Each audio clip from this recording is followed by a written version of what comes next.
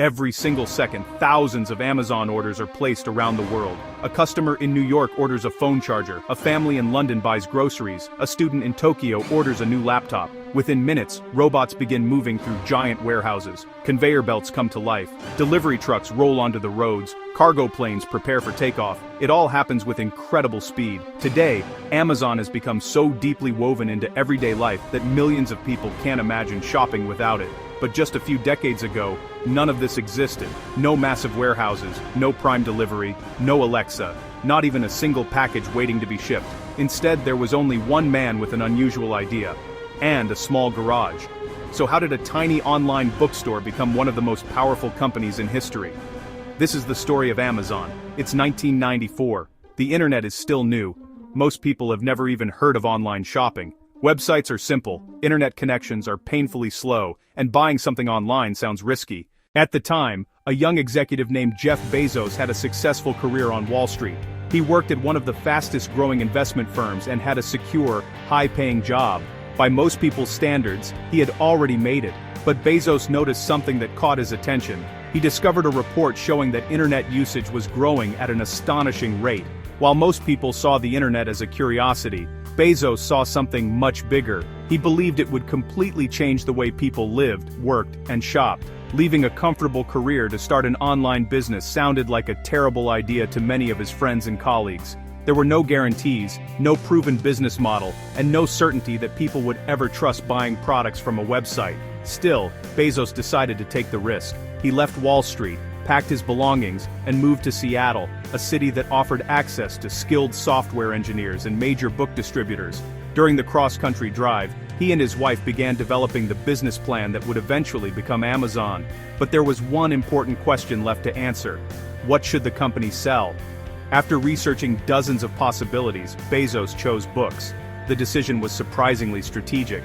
There were millions of different book titles available, far more than any physical bookstore could keep on its shelves. An online store, however, could list them all without needing a giant retail space.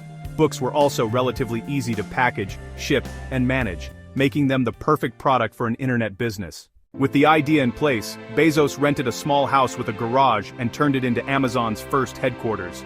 There were no luxurious offices or thousands of employees, just a handful of people working long hours, writing software, answering customer emails, and packing orders by hand. To save money, desks were built from inexpensive wooden doors instead of buying office furniture. That simple idea became one of Amazon's earliest symbols of frugality, a philosophy the company would keep for years. In July 1995, Amazon officially launched its website. At first, nobody knew what to expect. Then something remarkable happened. Orders started arriving from across the United States. Soon, Amazon wasn't just selling books to local customers, it was shipping them nationwide. The tiny startup operating from a garage had taken its first step toward becoming a global giant. But Jeff Bezos wasn't trying to build the world's biggest bookstore. He had something far more ambitious in mind. By the late 1990s, Amazon was no longer just an online bookstore. Jeff Bezos had a much bigger vision. He didn't want Amazon to sell only books. He wanted it to become the everything store. At the time, the idea sounded almost impossible. Most people still preferred visiting physical stores. Shopping online felt slow, unfamiliar, and even unsafe.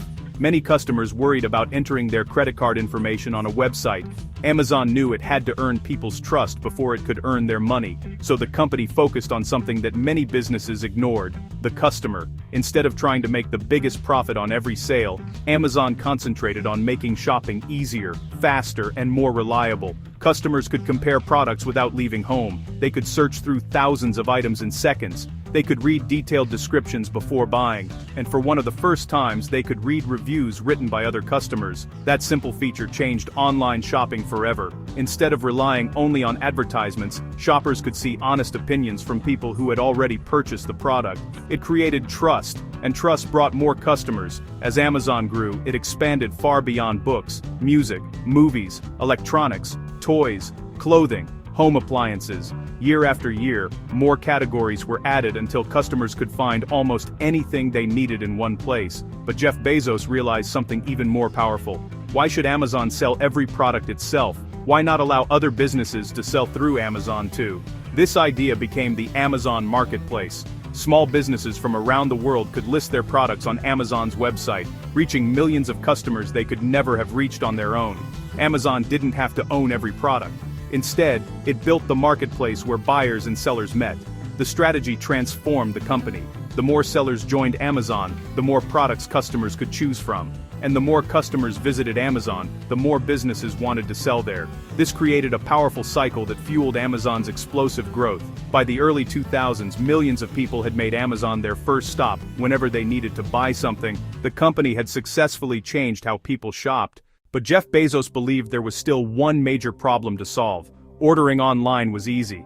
Waiting for the package wasn't.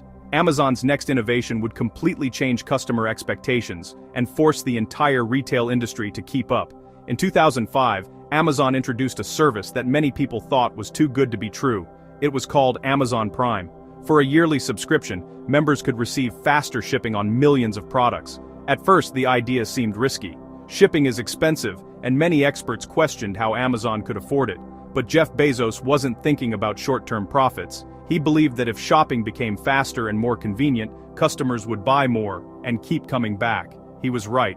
Prime quickly became one of Amazon's greatest successes. Members began ordering everything from groceries and electronics to household essentials, often choosing Amazon before even considering another store. But offering fast delivery to millions of people required something much bigger than a website. It required one of the most advanced logistics networks ever built. Across the world, Amazon constructed enormous fulfillment centers, warehouses so large they can cover the area of several football fields. Inside, technology does much of the heavy lifting. Hundreds of autonomous robots glide across the warehouse floor, carrying shelves filled with products directly to employees. Instead of workers spending hours walking through endless aisles, the shelves come to them.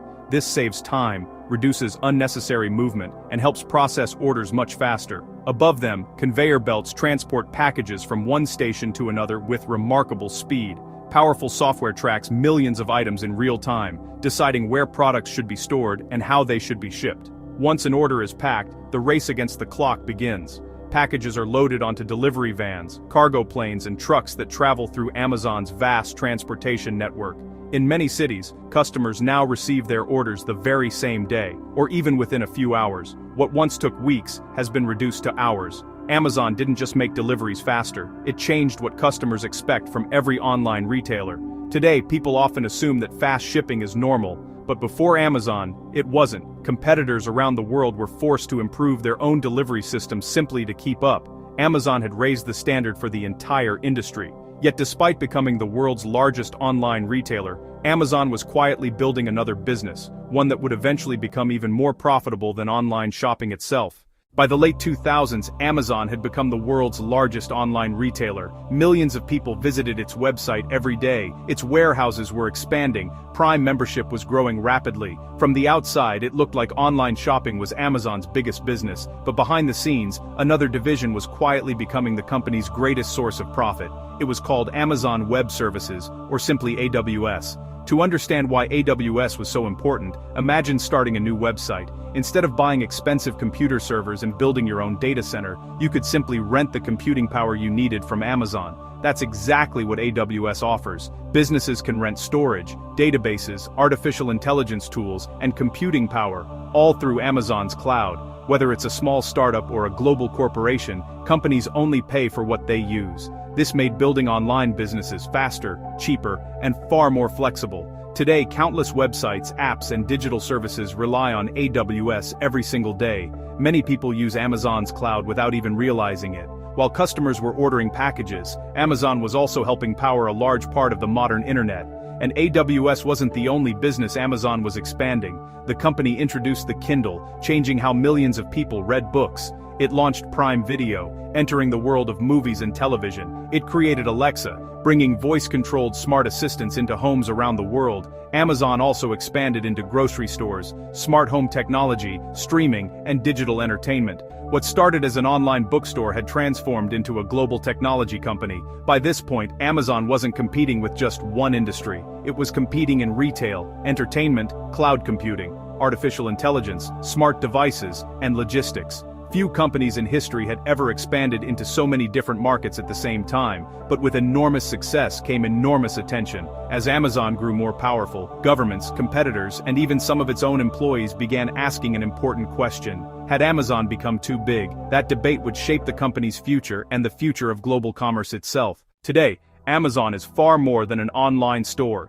It delivers millions of packages, powers businesses through cloud computing, produces movies and TV shows, develops artificial intelligence, and continues to invest billions of dollars in new technology. But Amazon isn't slowing down. The company is already preparing for the next generation of shopping. Inside its warehouses, robots are becoming smarter and more capable every year. Artificial intelligence is helping predict what customers will buy, optimize delivery routes, and improve the speed of operations behind the scenes. Amazon is also experimenting with new ways to deliver packages. In some locations, it has tested drone deliveries, aiming to bring small orders to customers in just minutes. While the technology is still expanding, it offers a glimpse into what shopping could look like in the future. At the same time, Amazon faces challenges unlike anything in its early years. Competition has become stronger than ever. Companies like Walmart continue to invest heavily in online shopping, while newer platforms such as Temu and other global retailers are fighting for the same customers. Amazon has also faced criticism over warehouse working conditions, its growing market power, and environmental concerns related to its massive logistics network. Governments around the world have increased their scrutiny, and regulators continue to examine the company's business practices. Even with these challenges, Amazon remains one of the most valuable and influential companies in the world. Its impact goes far beyond shopping. It changed how people buy products. It changed how businesses store data. It changed what customers expect from fast delivery. And it transformed an idea that once seemed impossible, buying almost anything online, into an everyday habit for millions of people. It all began with one decision. A successful Wall Street executive left a secure job, rented a small garage, and started selling books on the internet.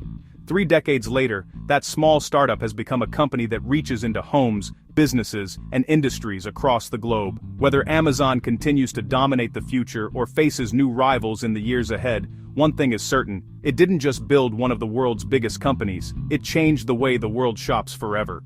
From a small garage in Seattle to one of the most influential companies on the planet, Amazon's journey is one of the greatest business success stories in modern history. It didn't invent the internet.